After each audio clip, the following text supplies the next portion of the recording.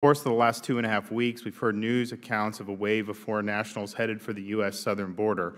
We're here today to discuss the impending arrival of what was initially called an immigrant caravan, which remains a challenge of U.S. border security.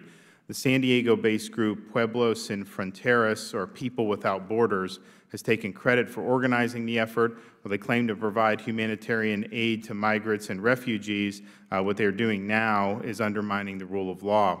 For 10 years now, this group has escorted foreign nationals on an annual trek from Central America through Mexico, encouraging many to continue to the United States to take advantage of asylum laws. This year, they drew their biggest crowd yet, more than 1,200 people. And in some ways, there are similarities to what we experienced in 2014, when waves of unaccompanied minors and young mothers with children streamed across the border. Unlike his predecessor, President Trump called out the Mexican government's failure to step up and do their part to accommodate these refugees. For far too long, Mexico has been derelict in its duty. For far too long, Mexico has been content to let these caravans pass on through and become our problem. Not anymore. Coincidentally, a few days after this group decided to begin its annual march, DHS released its monthly apprehension statistics, which showed an alarming resurgence of illegal border crossers. What we saw in response was the consistency of conviction of President Trump's administration, of course, who campaigned on building a wall and who backs the brave men and women of ICE and Border Patrol and law enforcement everywhere who are working hard.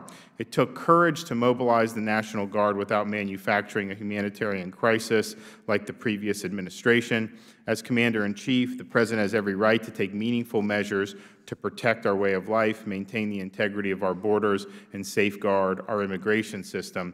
We all know the National Guard cannot serve in this capacity indefinitely. We need to take a hard look at what our existing laws and capabilities are and be honest about what can actually be done to not only enhance border security, but to reduce the magnet of illegal immigration going forward. The Caravan had the unintended consequence of helping the Trump administration identify its operational and legal vulnerabilities and provided us with an opportunity to conduct much-needed oversight of some key immigration loopholes. Reminds us of how porous our borders still are, with people and drugs being smuggled in daily. We also see how, by directing our finite resources to illicit activity in one direction, we may be leaving a gaping hole for cartels and gangs to pass through in another. Now, there are promising actions that can be taken to get a handle on this.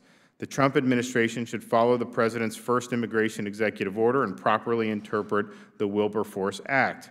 In addition, to combat the abuse of asylum laws, both the Department of Homeland Security and the Department of Justice should send asylum officers directly to the border for a rocket docket to immediately hold a rapid-fire field hearing and conclude that folks trying to abuse the asylum laws are in fact ineligible, and then allowing them to be placed in expedited deportation.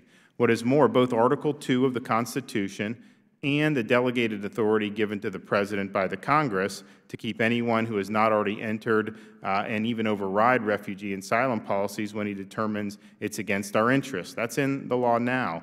When you have criminals, gangsters, a drug crisis, and the political nature of the mass illegal immigration, this clearly fits that description. And finally, Congress, as part of any effort to tighten immigration statutes, must limit at least the power of the lower courts to block expedited deportation or denial of entry, except when there is a prima facie claim of a plaintiff being a U.S. citizen. We have a lot of work yet to do, and I'm glad to introduce our distinguished panel of experts who are here to help shed light on this important issue.